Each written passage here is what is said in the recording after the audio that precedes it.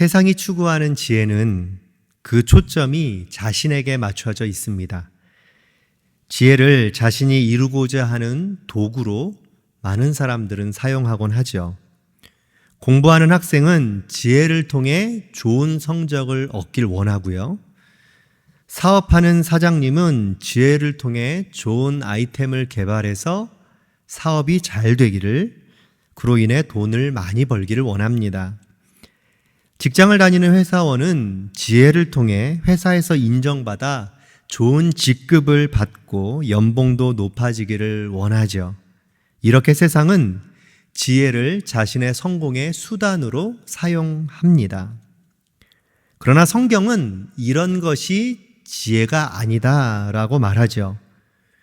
오히려 지혜를 추구하는 자의 삶의 방향성은 세상과 확연히 다르게 나타남을 말씀해 주고 있습니다. 16절을 보면 지혜를 추구하는 자의 삶은 물질에 매인 삶이 아니다 라고 말하죠. 금이나 은을 얻는 것보다 지혜를 얻는 것을 더 중요하게 여기는 삶을 산다는 것입니다. 세상은 지혜를 통해 금과 은을 얻으려 하지만 그리스도인은 금이나 은보다 지혜로운 자가 되는 것이 더 중요하게 여기며 살아간다는 의미입니다. 한마디로 물질을 대하는 방향성이 세상과 다르다는 것을 보여주고 있는 것입니다. 17절부터는 정직함에 대해서 소개합니다. 지혜로운 자가 추구하는 삶은 하나님 앞에서 정직하게 살아가는 것입니다. 세상에서의 정직함은 정해진 틀 안에서 보이는 모습에 특별한 문제가 없으면 정직하게 산다라고 말을 합니다. 보이지 않는 곳에서는 실제로 정직하게 살려는 노력을 그리 하지 않는다는 것입니다. 보이지 않는 곳에서 대부분은 정직함보다는 자신의 편함이 우선시되는 경우가 많습니다. 그러나 지혜로운 자는요, 모든 삶에서 정직함을 추구합니다. 왜일까요? 하나님이 늘 우리와 함께 계심을 깨닫고 인정하기 때문입니다. 하나님 앞에서 그 무엇도 숨길 수 없다는 것을 알기에 모든 삶에서 정직하게 살아갈 수밖에 없는 것입니다. 정직을 대하는 삶의 방향성도 세상과 다름을 우리는 확인할 수 있습니다. 18절, 19절에서는요, 겸손함에 대해 설명합니다. 지혜로운 자가 추구하는 삶은 하나님과 사람 앞에서 겸손하게 살아가는 것입니다. 사실 우리는요, 조금만 잘 되는 일이 있으면 자랑하고 싶어 합니다.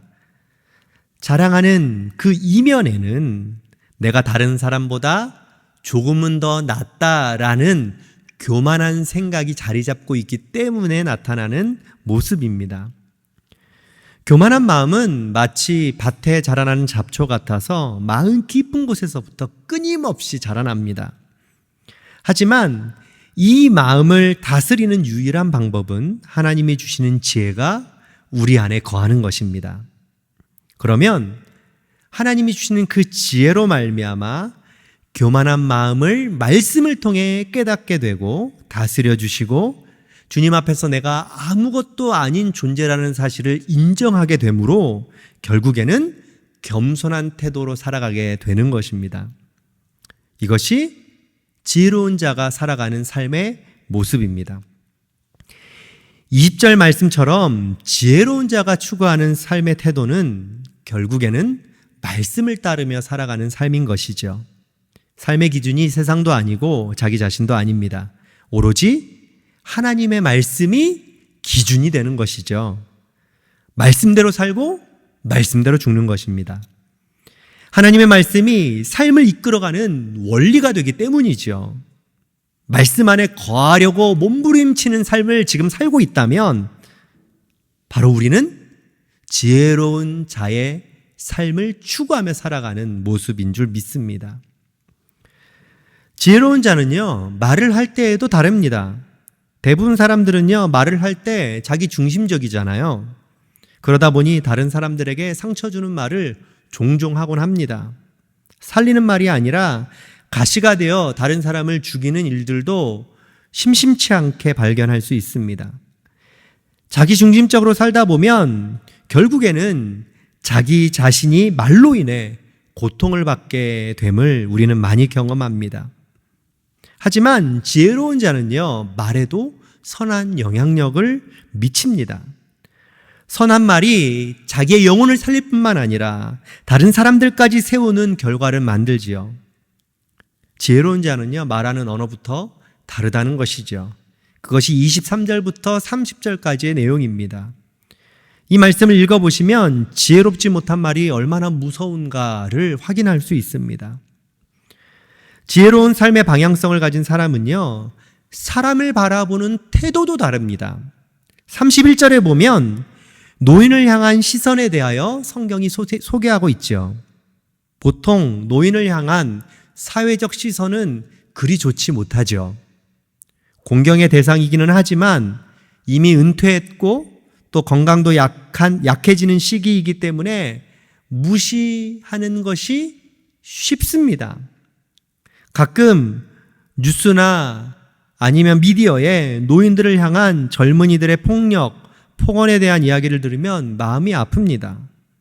약육강식과 같은 세상에서 노인을 향한 무시가 생각보다 뿌리 깊게 자리 잡고 있음을 우리는 많이 경험합니다.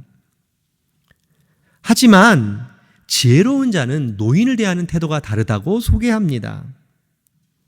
백발은 영화의 면류관이라는 오늘 31절의 말씀처럼 오랜 세월을 살아낸 것에 대한 인정과 공경에 대한 마음을 갖고 있기 때문에 그렇습니다. 한마디로 말해서 지혜로운 자는요, 사람에 대한 이해가 크다는 것입니다. 공감해주고 그 사람의 처지와 형편을 나의 것으로 여기는 마음을 가진 사람이 지혜로운 사람이기 때문입니다. 그러기에 그 사람의 겉모습으로 판단하지 않고 그 마음으로 대하게 되는 것이죠. 중심을 보시는 하나님의 그 마음이 지혜로운 사람의 마음에 임하는 것입니다. 이처럼 지혜로운 자가 갖는 삶의 방향성에 대한 전반적인 부분들을 오늘 본문은 소개하고 있습니다. 우리가 읽다 보면 세상과 확연히 다른 지혜로운 자의 모습들을 발견할 수 있죠. 이러한 변화의 중심에는 언제나 하나님이 계십니다. 그리고 말씀이 우리를 지혜로운 자로 인도하죠. 사랑하는 성도 여러분, 우리가 이 세상에서 진정한 지혜가 무엇인지 우리의 삶을 통하여 보여주어야 합니다. 그것이 성경이 말하는 빛과 소금된 신앙인의 모습인 것이죠. 우리의 마음이, 우리의 태도가, 우리의 생각이, 우리의 언어가, 또 우리의 시선이 세상이 바라보는 것이 아닌 하나님이 주시는 지혜로 오늘 하루를 살아내기를 주님의 이름으로 소망합니다. 그리고 하나님께 마음을 다해 하나님이 주시는 지혜를 구하고 찾는, 그리고 그 지혜로 말미암아 오늘 하루도 살아내는 은혜가 우리 모든 성도들의 삶 가운데 있기를 주님의 이름으로 축복합니다. 우리 함께 기도의 자리로 나아가겠습니다.